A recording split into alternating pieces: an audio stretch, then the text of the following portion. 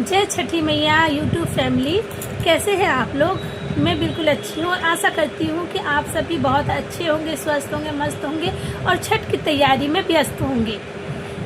आज मैं बहुत ही खुश हूँ क्योंकि मेरा सबसे फेवरेट फेस्टिवल छठ पूजा है और वो स्टार्ट हो गया है। आज हमारे यहाँ छठ का पहला दिन नहाए खा है और मैंने नहा खा कर लिया है और उम्मीद करती हूँ कि जो भी छठ व्रती होंगी वो सभी नहा खा कर चुकी होंगी। अभी तक जब तक मेरा वीडियो आप तक पहुँचेगा तब तक आप लोगों का नहा खा हो चुका होगा।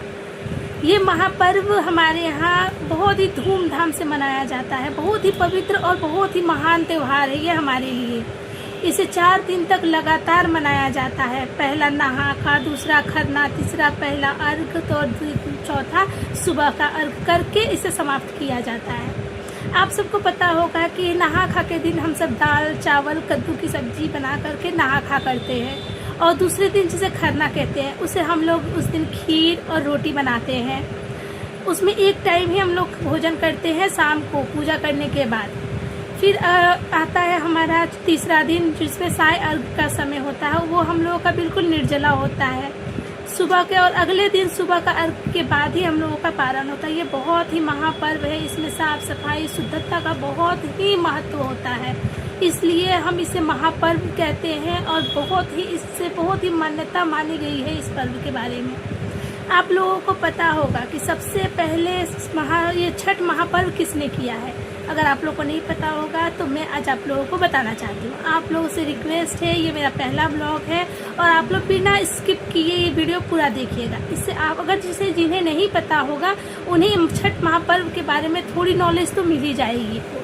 ये पर्व आपको पता है कि हमारे बिहार, झारखंड और यूपी में बहुत ही धूमधाम से मनाया जाता है। वैसे तो बिहारी पूरे वर्ल्ड में फेमस है। अब तो बिहार, ये छठ महापर्व हमारे बिहार से लेकर के यूएस तक मनाया जा रहा है। जी हाँ, आपको पता होगा हम बिहारी जहाँ हैं, कुछ लोग हैं अमेरिका में हैं, लंदन में हैं, अफ्रीका में हैं, वो सब भी वहाँ छठ मना रहे हैं। तो हमारा ये महापर्व पूरे विश्व में फैल रहा है। अब मैं आप लोगों से बताती हूँ कि ये छठ महापर्व की शुरुआत कहाँ से हुई थी और किसने सबसे पहले ये व्रत किया था। जय छठी मैया यूट्यूब फैमिली, कैसे हैं आप लोग। मैं बिल्कुल अच्छी हूँ और आशा करती हूँ कि आप सभी बहुत अच्छे होंगे, स्वस्थ होंगे, मस्त होंगे और छठ की तैयारी में व्यस्त होंगे।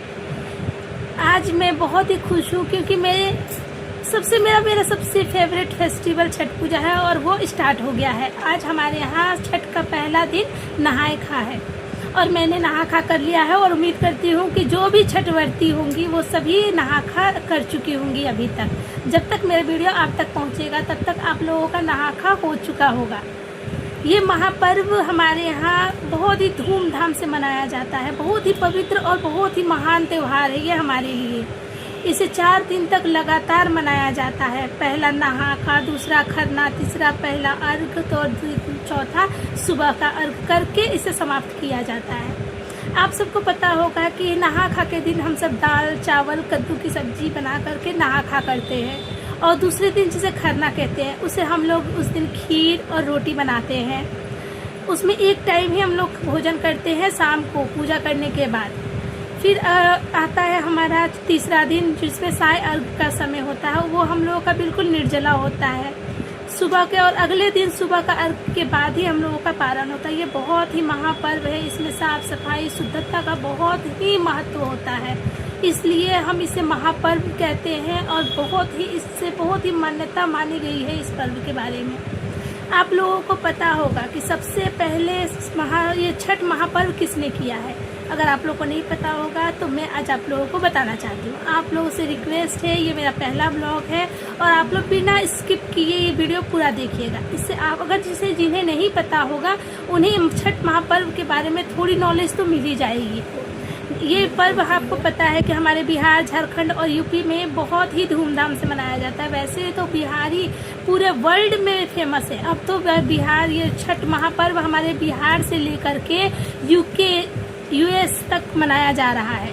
जी हाँ, आपको पता होगा हम बिहारी जहाँ हैं, कुछ लोग हैं अमेरिका में हैं, लंदन में हैं, अफ्रीका में हैं, वो सब भी वहाँ छठ मना रहे हैं। तो हमारा ये महापर्व पूरे विश्व में फैल रहा है। अब मैं आप लोगों से बताती हूँ कि ये छठ महापर्व की शुरुआत कहाँ से हुई थी और किसने सबसे पहले ये व्रत किया था।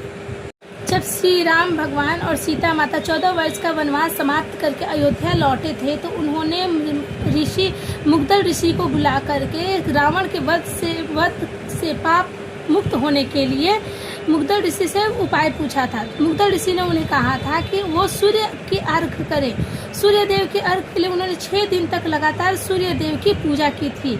इस पूजा के बाद 7वें दिन फिर से अनुष्ठान कर सूर्य देव का अर्घ दिया और उनका पूजन किया। उसके बाद से ये छठ पर्व शुरुआत पहली बार सीता माता के करने के बाद से ये छठ पर्व हमारे यहाँ प्रचलित हो गई। कहा जाता है कि ये छठ पर्व का और भी बहुत सारी कथाएं हैं, कहानियां हैं। इसकी एक और कथा मैं आप लोगों को बताती हूँ। दूसरी कथा बताने से पहले मेरी आप लोगों से रिक्वेस्ट है, मेरी वीडियो को बिना स्किप किए आप लोग पूरा वॉच कीजिएगा, ठीक है।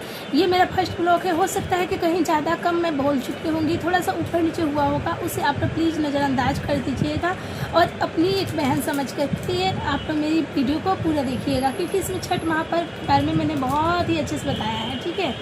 अब मेरी दूसरी कथा आप लोगों से बताना चाहती हूँ। प्राचीन मान्यता है कि राजा प्रियव्रत और उनकी पत्नी मालिनी जो संतान सुख से बहुत ही दुखी थे, उनके ना कोई पुत्र थी ना पुत्री थी, इस वजह से वो काफ़ी दुखी रहते थे।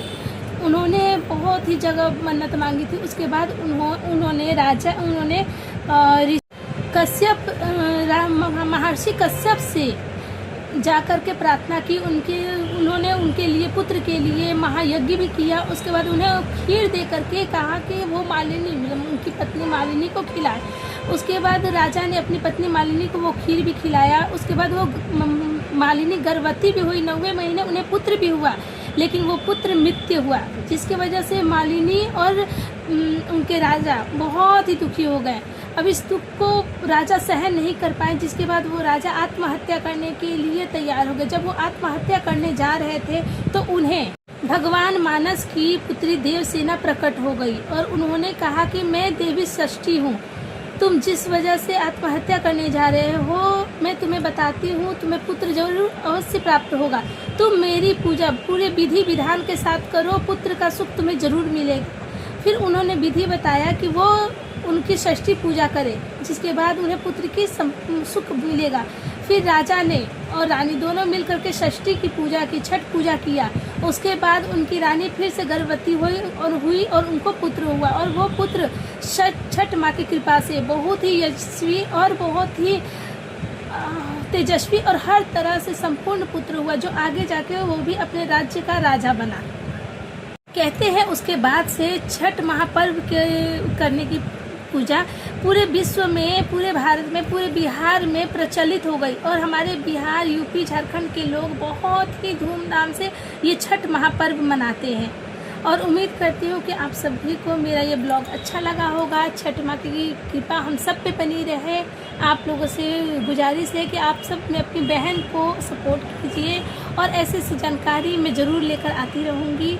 आप सभी की प्यारी बहन सुनीता को आप सब सपोर्ट करें। धन्यवाद।